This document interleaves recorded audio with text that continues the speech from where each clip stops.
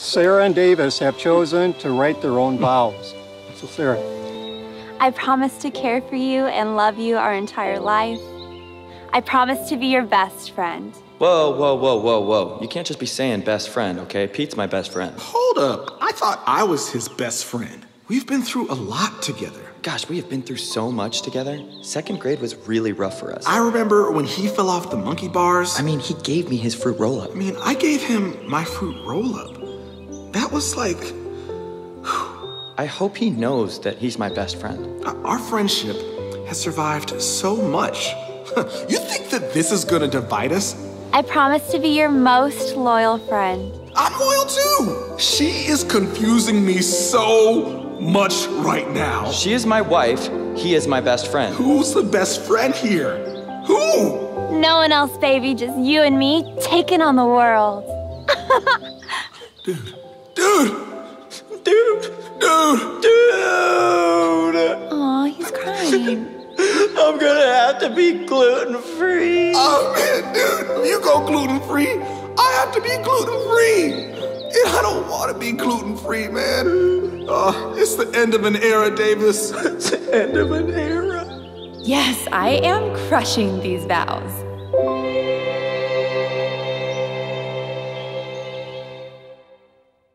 I would like to object right now, but I want to do it at the right time. Please don't do it, Pete. Look, please. I'm going to object. My hand's going up. My hand's going up. Don't. It's going up. I object. Hey, we're in part 2 of this series, What Happy Couples Know, and to recap where we were last time, all of us come into relationships or dream of relationships or imagine relationships with things in mind that we want to be true of those relationships. We move toward engagement with those things. We move toward the altar with those things. And essentially, we said last week, it's essentially like we all have a box of hopes and dreams and desires. And even if you're single and not dating anybody right now, you could sit down and sort of script out in general terms, hey, if I'm ever in a relationship, if I'm ever married, here's what I'd like it to look like. And all of us have an idea, how much money we'll have, how we'll spend the money, if we'll have a budget, not a budget, where we'll live, we'll rent, we'll buy, we'll wait and save money, what she will or what she won't sleep in, how we're gonna handle or how the chores will be handled, how conflict resolution would be handled. Some of you dream of the day that you'll get to be parents, and I hope you have a parent of this little fella right here, and I hope you aren't the parent of this little fella right here. I don't know if you can see the eyes on this little child. I don't know why they even created this, but just to play along, if you have, can you see the eyes? This is creepy. If you have this child will end up on the top of whatever you live in at some point in your life. As a parent, I know this. So anyway, we all have an idea. I'm gonna sit you right back here, honey. You go to sleep, okay? Good child. Put you in Wonderland later. We all have some idea of what the future is gonna look like relationally. Now, the problem is, or the challenge, it's not even a problem, it's just the challenge. The challenge is this: when we daydream about the future, our future, as we daydream and as we imagine, it organizes itself around our box. It organizes itself around our hopes, wishes, dreams, and desires. To put it another way, when I was single, I never daydreamed about becoming the perfect person for someone. I daydreamed about finding the perfect person for me. Is that just me? I never daydreamed about, I can't wait until I become the perfect person for someone. I daydreamed about the perfect person for me. So when I met Sandra, I thought, well, she's perfect for me. So I brought her ring and my box to the altar. I brought her ring and my box to the wedding. And the thing is, everything in my box seems perfectly reasonable to me. Why wouldn't everybody not want to center their lives around what's in my box? And she brought her box to the altar and to the wedding as well. And everything in her box seemed perfectly reasonable to her. But the problem is, when we hand our box of hopes, dreams, and desires to somebody else, the density changes and the weight changes, and what begins and feels to us like a hope or a dream or a desire feels to them like an expectation. And the interesting thing is this: on this side of the box, it's all hopes, dreams, and desires. On that side of the box, it's all expectations. I'm like, well, why wouldn't everybody want to order their life this way? And the person on the other side of the box is going, because that just feels like a lot of expectations to me. From where I'm standing, hopes, dreams, and desires. From where you're sitting, from where she's standing, all about the expectations. An expectation, as you know, or if you don't know, here's the definition. It's a strong belief that something will happen or be the case in the future. It's the strong belief that something will happen. Honey, I know we're not there yet, but we're moving in that direction, aren't we, honey? Dear, I know this is the first year, but eventually, right, honey? It's that subtle pressure that things are going to be the way I imagine they're going to be. They're going to be the way that you imagine they're going to be. It's subtle. It's all about the future. And here's the thing. Anytime we attempt to recreate or avoid something from the past, anytime we attempt in a relationship to recreate or avoid something from the past, our hopes and dreams and our desires begin to feel like expectations because we want to create a preferred future. It may be a preferred future that's exactly like the past that we grew up in. We want to recreate it. Or it may be a preferred future that's very different than the family that we grew up in. But either way, as soon as we try to shape the future of a relationship, it begins to feel like expectations to the person that we're in relationship with. And when couples exchange boxes, and we do, this just happens. I don't know that it can be completely avoided, but when we exchange boxes, couples begin negotiating with each other, bargaining with each other, sometimes bribing each other. I will if you will. If you'll do this the way I want to do it, then we'll avoid conflict and we'll resolve conflict the way you do it. If you'll get on a budget and stay on a budget, then perhaps one day we can live in the style that you want to live in, and back and forth and back and forth. And what happens is, no one ever intends for this to happen. Eventually, the relationship is characterized, as we said last week, by a debt-debtor relationship. You owe me. You owe me, you owe me. That's what husbands are supposed to do. That's what wives are supposed to do. That's what men are supposed to do in a relationship. That's how women are supposed to respond in a relationship. And next thing you know, we're negotiating, back and forth, bickering. And it's all about you owe me, you owe me, you owe me, you owe me. And the problem is, we said this last week, that when you get into this dynamic, when this dynamic characterizes the relationship, you cannot recognize love. You can't give love and you can't receive love because you can't appreciate it and you can't even recognize it. Now, let me illustrate it this way. You see, if you owe me money, you can't give me money, right? If you owe me money, you can't give me money. If you owe me money and you give me money, I don't see it as a gift and I don't receive it as a gift. I see it and receive it as a payment. And if you owe me money and say, Andy, hey, I just really appreciate, what you're doing. I want to give you $100. Well, if you owe me more than $100, not only am I not grateful and I don't see it as a gift, my next question is, where's the rest? So consequently, gratitude is minimal. So in a relationship that has become a debt-debtor, or the dynamic of the relationship is a debt-debtor relationship, as long as somebody feels like somebody owes them, they don't receive it as love, they can't see it as love, and the other person can't even extend love. So the question is, how do we keep this from happening? How do we keep legitimate hopes, dreams, and desires from becoming and feeling like expectations? And the answer is, we answer the following question the way that happy couples answer the following question. And the question is, what does he owe me? What does she owe me? What does he owe me? What does she owe me? And happy couples all answer this question the same way. They answer the question, nothing. They don't owe me anything. They know that they owe each other everything, but are owed nothing in return. They know that they owe each other everything, but are owed nothing in return, which, granted, doesn't make any sense. But as you get to know really, really happy couples, there's something about their relationship that doesn't make any sense. Now, this is the essence. This is the substance. This is right in the crosshairs of what a Christian marriage is all about. Now, a Christian marriage, and I don't know how you were raised or what your background is, but a Christian marriage is not a marriage that is conducted according to some sort of Christian code of conduct. That's not what a Christian marriage is. In fact, great marriages aren't built on codes of conduct. If you're trying to build a relationship, you're engaged, you're dating somebody, or you're moving toward the altar, and you're trying to get them to act right and behave correctly, you're headed for trouble. Great relationships are not built on specific codes of conduct, and they're not even built on specific roles, and a great relationship is not built on a sort of an exchange of services, of goods and services. That great relationships, and a Christian marriage in particular, which is what we're talking about, a Christian marriage in particular, as I said last week, really boils down to being a submission competition, where both people are racing to the back or to the end of the line. That in a great relationship, in any healthy relationship, instead of there being competition, instead of there being bargaining and negotiating, there's a sense of, well, she doesn't owe me, he doesn't owe me anything. but I feel like I owe him everything. Now today, I want to explain where I learned this and where I saw this and where we get this. And here's the story. Here's how it happened. At the end of Jesus' ministry, he's hours away from being arrested. He gathers his guys together and he says to them, here's a few things I want you to remember. And toward the end of that time, as they're sharing their last Passover together, he says this. He said, I'm going to give you a brand new command. Now, this should have been very offensive. In fact, these Jewish boys should have gotten up and left the room. And here's why. This doesn't bother us, doesn't faze us in the least. But the only person that could give a command was God. And God had given all the commands through Moses.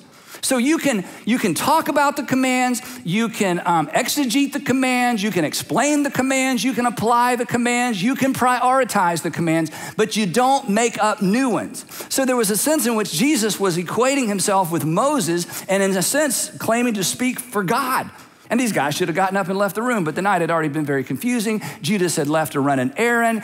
Jesus basically took their most sacred holiday and turned it into something all about himself. So the whole night is crazy. And he says, guys, I know this is crazy. I'm kind of stepping in front of Moses. I'm stepping between you and God, but I'm going to give you a new command. And here's what he said. He said, a new command I give you, love one another, to which they may have responded, that's not new. To which Jesus would have responded, I'm not through, because here's the rest of it. A new command I give you, love one another as I have loved you, so you must love one another. Now, this is an epic moment. This is such a big moment because Jesus says, I'm reducing all the Jewish law from 600 and something to 2 to 1. That at the end of the day, these are your marching orders relationally. You are to treat other people the way I have treated you. And he could have gone around the room to each one of those guys and said, Matthew, you remember when we met? You were a tax collector. You were an embarrassment to your family. You were an embarrassment to the nation. And do you remember what I said to you when I met you, Matthew? Matthew's like, yep, I remember. You asked me to follow you. And Peter, you remember how you didn't want Matthew following us because you didn't want to be associated with the tax gatherer? And Peter's like, yep. And remember I let both of you stay in the club. And Matthew, do you remember where we went when I invited you to follow me? Yep, we went to my house. Do you remember who we invited? Peter's like, I remember who we invited. All of his tax gathering friends. It was the worst day of my life. And Jesus said, Matthew, I want you to extend that kind of grace and that kind of mercy to every single person you meet for the rest of your life. Nathaniel, you remember when we met? Oh yeah. Remember Nathaniel? You dissed my whole family. This isn't really a famous Bible story, but when Nathaniel heard about Jesus and that he was from Nazareth, his response was, Nazareth? What good thing could come from Nazareth? So Jesus could have said, remember, you dissed my family, my grandfamily, my stickball team, all of my childhood friends. You pretty much made us all sound like complete losers. Do you remember that, Nathaniel? I remember that. Nathaniel, you remember? I invited you to follow me. And I never brought it up again, did I? No, he never brought it up. He could have gone all the way around the room and said, okay, from now on, I want you to think about how I treated you. That's how I want you to treat everybody. And a few hours later, he would be arrested and he would be tried and he would be crucified. And that would be, in a few days, an aha moment from which they would never recover when they realized Jesus gave his life on our behalf and he is asking us to do the same for other people. That's why this is sometimes called the law of Christ, or I call it the platinum rule. The golden rule is treat people the way you want to be treated. The platinum rule is treat people the way that God in Christ treated you. In fact, let me kind of make it simple to remember. When you're not sure what to say or do, you just love like God through Christ loved you. That's it. When you're not sure what to say or do relationally, you go, okay, how did God through Christ treat me when I was misbehaving, when I messed up, when I, broke a promise? When you're not sure what to say or do, you love like God through Christ loved you. This is the big one. This is the marching orders. Every single New Testament imperative after the resurrection, every single New Testament imperative after the resurrection tees off and keys off of this big idea. As I've loved you, so you are to love other people. Then, a few years later, a guy named Paul, the Apostle Paul, who hated Christians, arrested Christians, tortured Christians, put Christians to death. If you hate Christians, you would love the Apostle Paul. He hated them more than you. You hate him in your mind. He hated him as a job, okay? And the Apostle Paul becomes a Jesus follower. And when he does, his life is completely transformed. And he takes this big idea of love others the way that God through Christ has loved us. He takes that big idea and he begins to apply it in all of his letters to Gentiles, non-Jewish people. He begins to apply it to all kinds of relationships. He applies it to everything, including marriage. So whenever you read anything the Apostle Paul writes in his letters that says do this or don't do that, do this or don't do that, here's what you need to remember. Every one of his commands is linked specifically and directly to Jesus' command to treat others the way that I have treated you. He's not making stuff up. He's applying Jesus' brand new command. So in his letter to the Christians living in Ephesus, the Apostle Paul applies Jesus' new command to marriage. And here's what he says. Wives, submit yourself to your own husbands as you do to the Lord. I mean, what could be any clearer than that? Let's pray.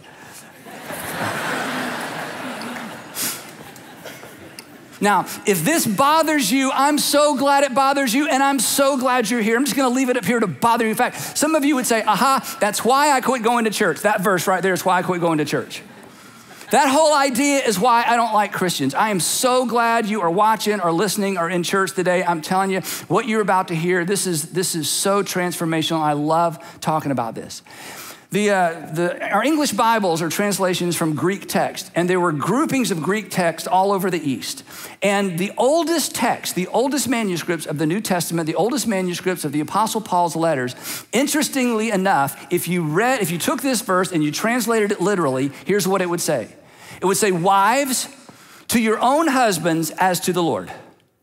There's no verb in this statement in the oldest Greek manuscripts. There's no verb. The word submit isn't there. Now, before I explain why it's not there, I want to explain something else, and this is so important. When the Apostle Paul's first century audience heard him teach about women submitting to their husbands, and I'll tell you where the verb came from in just a second. When the first century audience heard the Apostle Paul talk about women and wives submitting to their husbands, whereas we go, what? And huh? Their response was, duh, not huh. They weren't like, what? They were like, well, yeah, tell us something we don't know. They had no choice. I mean, this wasn't new information. This wasn't even a big deal. This was common ground. This didn't surprise anyone in Jesus' audience. And ladies, believe it or not, no one was offended because men in that culture, both the Roman culture, Greek culture, and then the Jews had a version of this. Men in that culture had something that's referred to as patria potestas. Patria potestas. Patria potestas, these two words put together meant they had legal jurisdiction over their children and they had legal jurisdiction over their wives. Essentially, their wives belonged to them.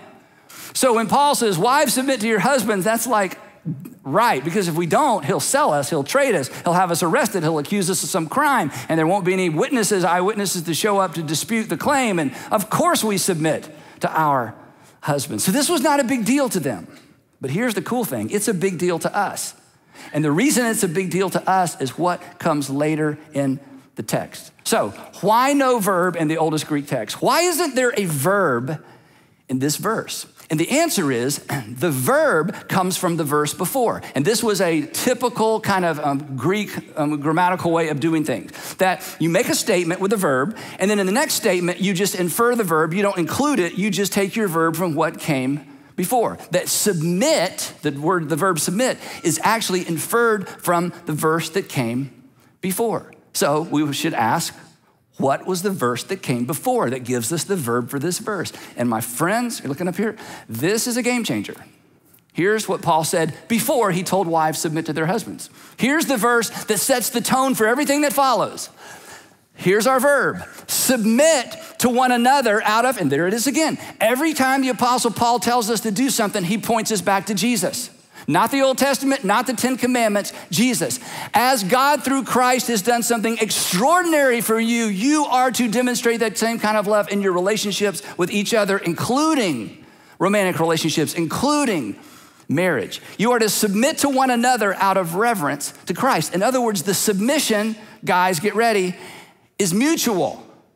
And this word reverence is a sense of awe. In other words, in light of all that God has done for you, in light of the awe that comes with, oh my gosh, you forgave me, you died for my sins, you've forgiven me in spite of myself, and all the times I've gone back on my promises. All that awe is to be translated not simply to church attendance and not simply to singing worship songs to the invisible God in the sky. That energy is to be translated into love for other people. This is why Christian marriage is a submission competition, because the command to submit is mutual. It is mutual submission. My friends, if you don't hear anything else today, this makes marriage amazing. This makes relationships amazing. This is what happy couples know. They know, I'm here for you, you're here for me, but I'm not here for you because you're here for me. I'm just here for you because God was here for me when I needed my Heavenly Father. I'm gonna leverage all of my resources, all of my talents, all of my gifts, I'm gonna leverage all of me for what benefits you the most. Now, we may have different roles in our relationship. We may have different responsibilities in our relationship. We may have different gifts and talents, but we do not have different value. I'm telling you, in the first century, this was unbelievable. And Jesus is the model. So what Paul did is so brilliant. As Paul is beginning to make a very disruptive application, as he's about to make a very, very, very disruptive point in this primarily Greek and Roman culture, he begins like any good communicator does. He begins where there's common ground. And the common ground was, wives, submit yourself to your husbands as to the Lord, because everybody knew a wife had to submit herself to her husband. So he begins, submit yourself to one another out of reverence for Christ. So Paul begins where the common ground is, and he goes from there. But then he applies it to men. Here's what he says. We'll go to wives submit. Wives, submit yourselves to your own husbands as you do unto the Lord. Now, when we see this, one other thing, we immediately think, and women, I get this, wives, I get this, ladies, I get this. We immediately think, okay, of all the men who are not worth submitting to, right? So I did a survey and I found out it's actually 100% of the men are not worth submitting to, okay? 100%. So, but his point is, ladies, going back to Paul, his point is, ladies, I want you to place your husband or your man's, if you're moving in toward a permanent relationship, I want you to place your man's hopes, dreams, and desires ahead of your own. I want you to deal out of his box, not because he expects it, but because your Heavenly Father requests it. But what came next? What came next was shocking. What came next had an effect on the audience that mimics or parallels our 21st century response to wives, submit to your husbands. Because in that culture, again, it was assumed. But what came next, I'm telling you, it was so disruptive. It was so unbelievable. It was so new. It was so different. What comes next? What comes next is why what came first is so offensive to us. The reason we are so offended oftentimes by wives submit to your husbands is because what the Apostle Paul asked husbands to do. And I'll connect those dots in just a minute.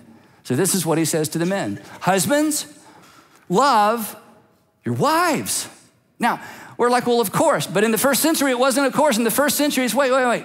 I don't have an obligation to my woman. My woman has an obligation to me. The Apostle Paul says, I'm not finished. Husbands, love your wives just as, and this is the key, this is the connection, this is the link. These are the two words you should look for throughout the New Testament when you read the New Testament after the resurrection. Husbands, love your wives just as Christ, there it is, just as Christ loved the church and gave himself up for her. Now, this is a Christian audience in Ephesus, and the guys are like, wait. I know this story. This does not end well for Christ. This does not end well for Jesus. Okay, I know where you're going with this. And Paul, we get the wives submit because, they kind of have to, but now you're telling us that we have a responsibility toward women. We have a responsibility toward our wives, that somehow you're inferring that there might even be a sense of equality. Where are you going with this? And the thing is, we know where this goes. Jesus died for the church. Paul's still not done. He says, look at this. He says, in the same way, husbands ought to love their wives as their own bodies. It's like he's saying, okay, if you can't get the theology thing about Jesus and the church, let me make it real simple for you guys. You are to love your wife. You are responsible to care for your wife. You are responsible to protect your wife as if she is you. This was just more than they could imagine. And he says this, He who loves his wife loves himself. Well, Paul, what are you talking about? Paul says, because there's a mystery. There's a mystery that when two people are married, they become one flesh. So there's no division. There's no pulling away. They're one flesh. Men, your wives are one with you. I'm telling you, as many times as you've heard this, and as strange as it may be, and as biblical as it may be, this was brand new because he was equating men with women. This was scandalous. That's why I said this. What comes next is why what came first is so offensive to us. The reason this is so great, and if you're not a Christian or you've left Christianity or used to be a Christian, I'm sure you have good reasons. In fact, I'm really sure you have good reasons. So I had read what you'd read, heard what you heard, went to school where you went to school, or experienced what you experienced in a different church. I get that, but I want you to hear this because this is so powerful. This is so powerful. The reason that we kind of bristle, and that women, you bristle when wives submit to your husbands, is because our culture, our American culture, our Western culture embraces the equality of men and women. We embrace the equality of men and women. So the minute we hear somebody's supposed to submit to somebody else, that's like, but ladies, here's the amazing news. Guess who introduced this idea of equality to the world? Guess who rolled this out in such a big way that it actually made a big difference in culture? Guess who was the first person with any authority that declared you equal with men? Jesus. I'm telling you, I know this is naive. I think every woman should be a Jesus follower if for no other reason but this, okay? He argued for your value. He argued for your worth. He argued for your dignity before it was a category for anybody else in the world. And the Apostle Paul comes along and says, men, because of the way your heavenly Father views the women in your life, you are to treat them with extraordinary, extraordinary value. One day, Jesus is teaching, and the teachers of the law and Pharisees come along. They're always trying to trick him and ask him trick questions to, divide him from the crowd. And they come to him one day and they say, Jesus, we got a question, a marriage question. Can a man divorce his wife for any and every reason? Because there was a group of religious leaders that taught a man can just declare, say 3 times, I divorce you, I divorce you, I divorce you, and she's gone. For burning the toast, for kicking over, spilling the water, for not getting home on time, for not picking up the kids on time, or he's just tired of her, or she doesn't please him anymore. What in the world does that mean? And so there was a group of Jewish people and Jewish teachers of the law who said, this is what Moses meant by what Moses said about marriage and divorce, that a man could divorce his wife for any and every reason at all. So they said, Jesus, can a man divorce his wife for any and every reason at all? Or is there like a list of things that a man can leverage and can get a divorce and divorce his wife? And Jesus looks at him and says, there's no reason. There's no reason because you're one. Now go home and treat her like you treat yourself.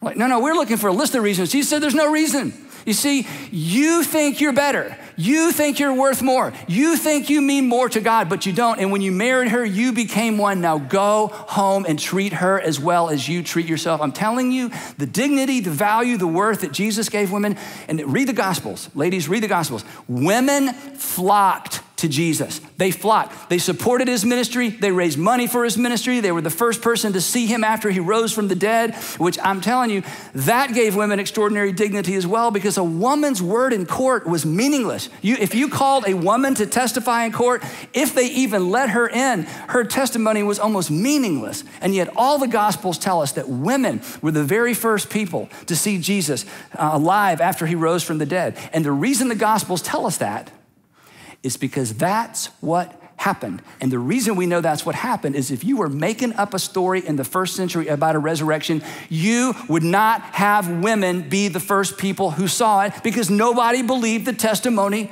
of a woman.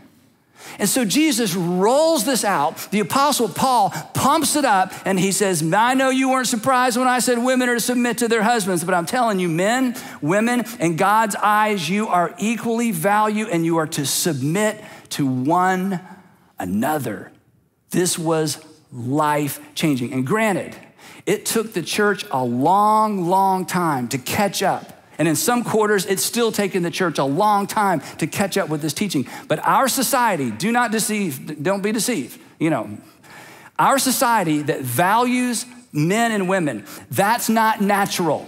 There are other places in the world where women are still treated the way they were in the first century. You know that. It's not natural. This is a shadow, it's a shade, it's a leftover of the teaching of Jesus and the teaching of Paul as it relates to women. So back to Paul.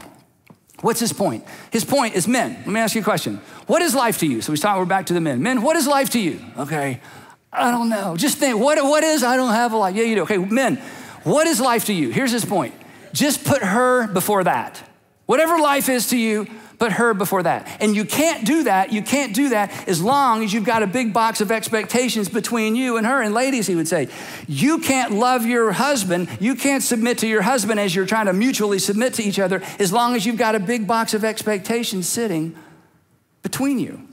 And this is what great, happy couples know, that somehow they get rid of this and they become all for the other person. So here's the question. How do you get everything out of the expectation box back into the hopes, dreams, and desires and dreams box? And then what do you do with it once you get it here? And the answer to the first question, in terms of how you get everything, from here back to here, is you decide, as we said last week, that he doesn't owe me anything. She doesn't owe me anything. I'm deciding. I don't feel it. I'm deciding. You don't owe me anything, but I owe her, I owe him everything. And for this to work, and here's the key, this is what's gonna frustrate so many of you, I understand. It has to be mutual. Why? Because he said, this is so powerful. Submit to one another out of reverence for Christ. Submit to one another out of reverence for Christ. This is what oneness in a relationship looks like. His best over yours, her best over yours. Now, last week I gave you a little homework assignment, but it was a thought process. I asked you 2 questions. I said, this week, I want you to think about what's in your box, and then I want you to think about, is somebody carrying it around? I want you to ask the question, okay, what's in here? We should know what's in here. And then secondly, we should know, have I accidentally or maybe purposefully handed this to somebody and I am expecting them to fulfill my hopes, desires, and dreams? And so the question that I want you, your homework assignment this week is this, and this is a little more dangerous, okay? I want you to ask them, what's in your box? What's in your box? Not on the way home. You got to wait for the right time. I just want you to ask her, ask him. I just want you to say, what's in your box? Now, for some of you, it's like, oh no, he's here. Now I'm going to have to do it, or she's here. Now I'm just, okay, because I care about you, okay? I want you to ask, what's in your box? And then the next thing I want you to do, and this is going to be really difficult for some of you. After you ask what's in your box, then I want you to stop talking and listen. Now, guys, if you ask your woman, your wife, your fiance, what's in your box, she may faint that you've even asked or considered. She may get mad. We've been married 20 years and you still don't, okay, that you just don't talk. You just take it because, yeah, you've been married 20 years and you don't know what's in her box because you've been wondering why she doesn't deal out of your box, okay? There may be, some distance. So you just ask and you listen. And ladies, if you ask your man, your husband, your fiance, what's in your box, I tell you what he's gonna say. Probably he's gonna say, nothing. Nothing. Aren't the Falcons on? We don't even know we have a box. We're not lying, we don't know. We don't know what's in there. Now, we expect you to fulfill these wishes and dreams and desires that we've never defined. But ladies, I'm stereotyping a little bit, but there's a kind of I don't know how to talk about this. Guys, that's why I asked you last week to start thinking about it. You need to know, and you do know. And ladies, here's the other thing about many of us men. And we're scared to talk about it. And men, the reason you need to talk about it is you're scared to talk about it, but you're expecting her to fulfill it, and you've never told her. And it's scary. In fact, it's terrorizing in some ways. But you talk about it. This is, the what's in your box question. This is the I'm all in question. This is the I am more interested in what's in your box than what's in mine. This is the I'm all in. I'm all into this relationship so much. I want to know what your hopes and your dreams and your desires. This is the I'm all in. This is the less self question. And you know something about less self people? Less self people are happier people. Find the happiest people you know, less self. And less self relationships are the richest and the richer relationships. Now, I know, if you're paying attention to this, in your mind, you're going, yeah, but what about, and you're arguing. I get that. I would do the same thing. So I know for some of you, there's like, wait, I have one really, really big objection if I'm going to move forward with this, okay? Okay, Andy, if I take the pressure off, you'd have no idea what he's going to do. If I take the pressure off, you have no idea how much money she's going to spend. If I take the pressure off, he'll never come home from work. He'll just live there, okay? If I take the pressure off, he'll never follow through. She'll never follow through. If I take the pressure off, I'm your what? I'm afraid. I'm afraid she won't. I'm afraid he will. I'm afraid he'll start. I'm afraid she'll stop. But my friends, this is the way forward. This is the way forward. And if your relationship has boiled down to something simply being a tug of war, if your relationship is all about arguing over the box and you're on one side and he's on the other or she's on the other, if your whole relationship has come down to basically, if I pull too hard, he won't pull hard. If I don't pull, if it goes back and forth, if your whole relationship comes down to this, and the thought of laying down your side of the rope is terrifying, I understand that. I know how this works, okay? It's like, okay, honey, you heard what we said about the rope. So, okay, I'm gonna count to 3. We're gonna drop it at the same time, right? Because if I'm afraid, if I let pressure off first, this is just going in your direction. We're gonna be living in your box. And we'll just be all about you. So when I count to 3 now, listen, there's no hope till you let go of the rope. There's not. And because you're a Christian, if you're a Christian, you have to go first. And I'll tell you why. Because when you were dead in your trespasses and your sin, God, through Christ, dropped his end of the rope. Look, he did something for you, whether or not you ever did anything in response to what he did for you. That is the gospel. This is why all New Testament post-resurrection imperatives and commands in the New Testament all tie back into as God through Christ did for you. So submit to one another out of reverence for Christ. At the cross, God went first.